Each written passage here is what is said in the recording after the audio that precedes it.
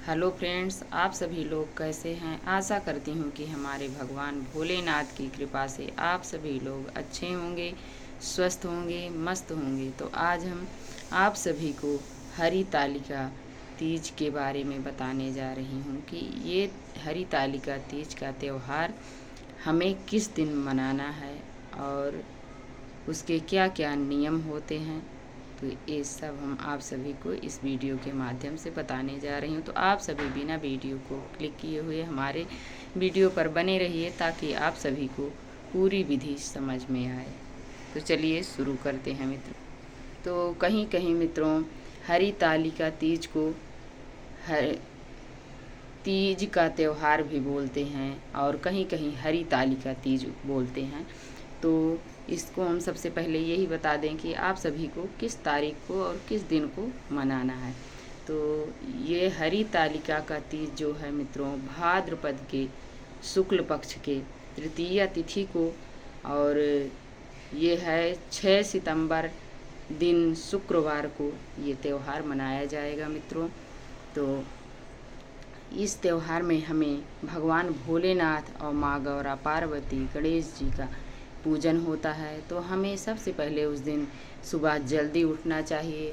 और इस व्रत में तो मित्रों हमारे यहाँ 3 से 4 बार स्नान करते हैं। तो सुबह जल्दी उठना चाहिए, भोर में ही स्नान करें और जल्दी उठकर अपने नित्य कर्मों से निवृत्त होने के उपरांत हमें जल्दी स्नान करना चाहिए। स्नान करके हमें स्वच्छ वस्त्र धारण करें और फिर भगवान जी के समक्ष आप खड़े होकर हाथ में पुष्प अक्षत लेकर अपने व्रत का संकल्प लें। और जो आपका नाम गोत्र हो, जिस मनोकामना से आप कर रहे हैं उसको आप भगवान जी के समक्ष बोलें।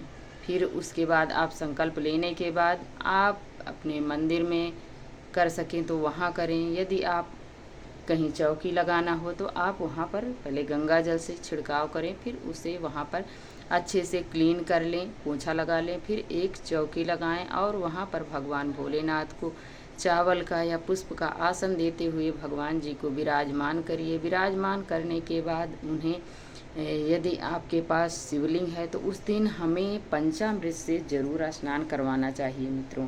और यदि आपके पास विग्रह रूप में हैं तो आप भगवान जी को एक लोटे में जल लें और पुष्प लें। उस पुष्प से आप भगवान जी को मानसिक रूप से स्नान करवाएं। और स्नान करवाने के उपरांत हमें अच्छे से अंक पोषण करना चाहिए। उसके बाद उन्हें इत्र ज़रूर लगाएं मित्रों। और यदि आपके पास विग्रह में माँ गौरा पार्वती और भगवान भोलेनाथ हैं तो उसमें चुनरी ज़रूर समर्पित करना चाहिए। और भगवान भोलेनाथ को हमें जनेऊ समर्पित करना चाहिए मित्रों। तो देख सकते हैं हमने भगवान भोलेनाथ को, यदि आपके पास जनेऊ है तो जनेऊ समर्पित करें, यदि नहीं है तो आप कलावा ले लें और उसे 7 तार का आप जनेऊ बना लें और भगवान भोलेनाथ को समर्पित करें। इसके उपरांत हमें भगवान भोलेनाथ को सफ़ेद चंदन से हमें तिलक लगाना है और माँ गौरा पार्वती को हमें सिंदूर लगाना है। फिर इसके उपरांत हमें पुष्प समर्पित करना चाहिए। और पुष्प समर्पित करने के बाद हमें धूप दीप जरूर वहाँ पर जला देना चाहिए। और यदि आप किसी कामना से कर रहे हैं या वैसे कर रहे हैं, फिर भी आप सभी को उस दिन हमें कलश की स्थापना हरितालिका तीज में ज़रूर करनी चाहिए मित्रों। तो देख सकते हैं सबसे पहले आप चावल से या पुष्प से अष्टदल कमल बना लें और बनाने के उपरांत हमें एक लोटा लेना चाहिए और उसमें लाल कलर के आप कुमकुम से रोली से आप स्वास्तिक बनाएं और उसमें एक मौली बांध लें। और यदि हो सके तो आप पुष्प से वो माला बनाकर लोटे में आप ज़रूर लगाएं।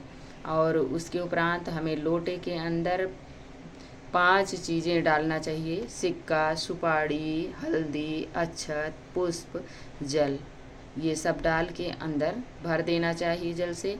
और फिर उसमें 5 पल्लव लगाइए। पल्लव में हमें अच्छे से सिंदूर हल्दी से अच्छे से टीक देना चाहिए, लोटे को भी और दीपक को भी अच्छे से टीक देना चाहिए। और उसके ऊपर हमें एक पात्र में हमें चावल भर देना चाहिए और उसके ऊपर हमें चाहे तो आप दीपक भी जला के रख सकते हैं, नहीं आप नारियल भी उसमें एक चुनरी हो आपके पास, चुनरी लपेट दीजिए, नहीं तो कलावा लपेट कर स्वास्तिक बनाकर उस पर आपको रख देना चाहिए।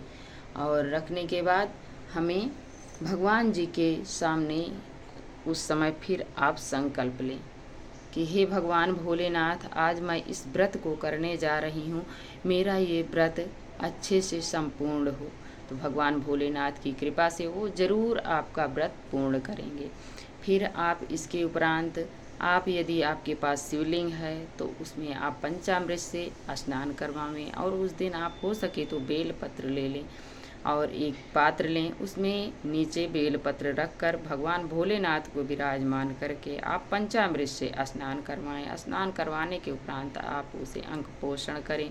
फिर अंक पोषण करके उन्हें इत्र से मसाज करें। मसाज करने के उपरांत हमें उनका तिलक करना चाहिए, और तिलक करने के बाद आप तो जानते हैं भगवान भोलेनाथ को भस्म चढ़ती है, तो आप भस्म भी चढ़ाएं और पुष्प चढ़ाएं और उन्हें वस्त्र स्वरूप कलावा समर्पित करें, जनेऊ समर्पित करें।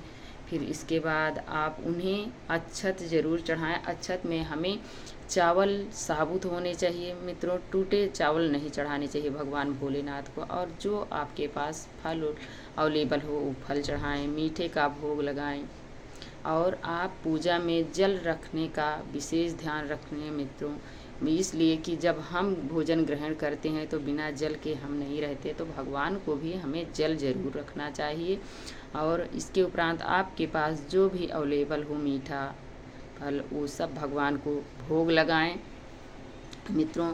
और इस व्रत में हमें कुछ ना कुछ गौरा मैया को सुहाग की चीज़ें हमें ज़रूर समर्पित करनी चाहिए मित्रों।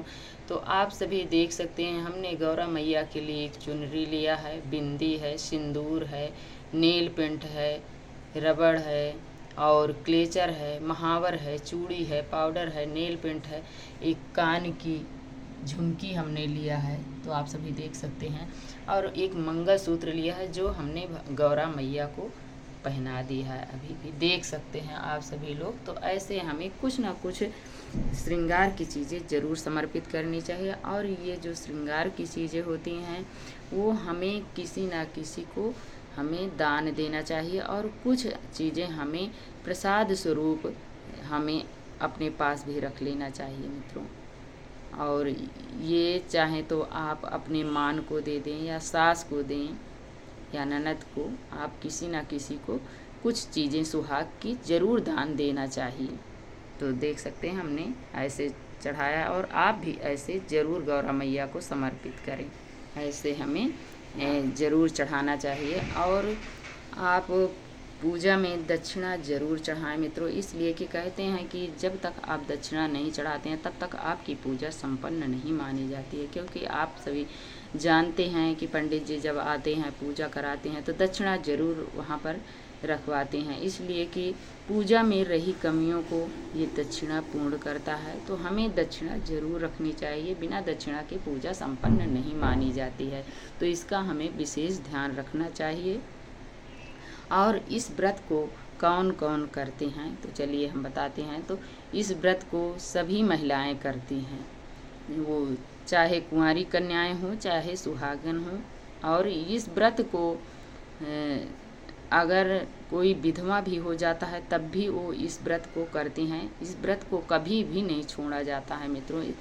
ये व्रत ऐसा है कि हमें सदैव करना चाहिए, इसको कभी नहीं छोड़ना चाहिए। तो और इस व्रत में हमें 24 घंटे का व्रत करना पड़ता है, वो भी निराजल व्रत होता है मित्रों। इसमें ना कुछ खाया जाता है ना कुछ पिया जाता है। इसको यदि आपके पास कोई प्रॉब्लम है, दिक्कत है, तो आप जब तक व्रत नहीं प्रदोष काल में भगवान भोलेनाथ की ये पूजा हरितालिका की प्रदोष काल में ही इसका पूजन किया जाता है विधि विधान से। और व्रत ये पूजन करने के बाद आप चंद्रमा को, ये जो लोटे में जल आप लिए हैं, इस जल को आप चंद्रमा को अर्घ देने के बाद ही कुछ आप फल खाकर जल ग्रहण कर सकते हैं। जो बहुत ज़रूरी हो जिसको वही करें, नहीं तो ये व्रत आपका निराजल का ही होता है। तो ये व्रत हमें निर्जला ही करना चाहिए मित्रों, सभी को। यदि आपके पास कोई दिक्कत है, ज़्यादा परेशानी है, तब आप फल फूल ग्रहण करके आप जल ग्रहण कर सकते हैं। और नहीं तो यदि आप स्वस्थ हैं, सब कुछ ठीक ठाक है, तो आप निरा जल का ही व्रत करें। तो और इस व्रत को जो महिलाएं, सुहागन महिलाएं करती हैं, वो अपने पुत्र के अच्छे स्वास्थ्य के लिए, लंबी आयु के लिए, अपने पति के दीर्घायु के लिए, अच्छे स्वास्थ्य के लिए करती हैं। घर परिवार में सुख शांति और समृद्धि बनी रहे।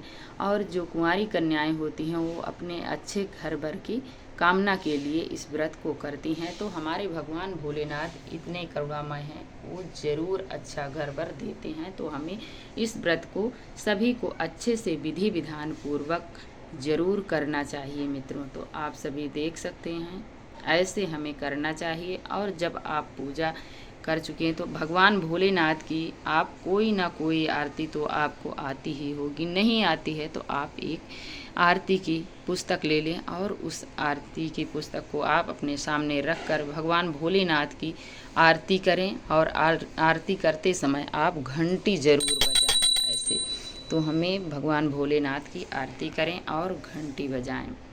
और आरती करने के बाद आप भगवान भोलेनाथ के सामने हाथ जोड़कर क्षमा याचना करें। हे प्रभु, हे भगवान भोलेनाथ, हे गौरा मैया, हे गणेश जी, यदि मेरी पूजा पाठ में कोई कमियां रह गई हों तो आप मुझे ज़रूर क्षमा करें और मेरे व्रत का पूर्ण फल मिले।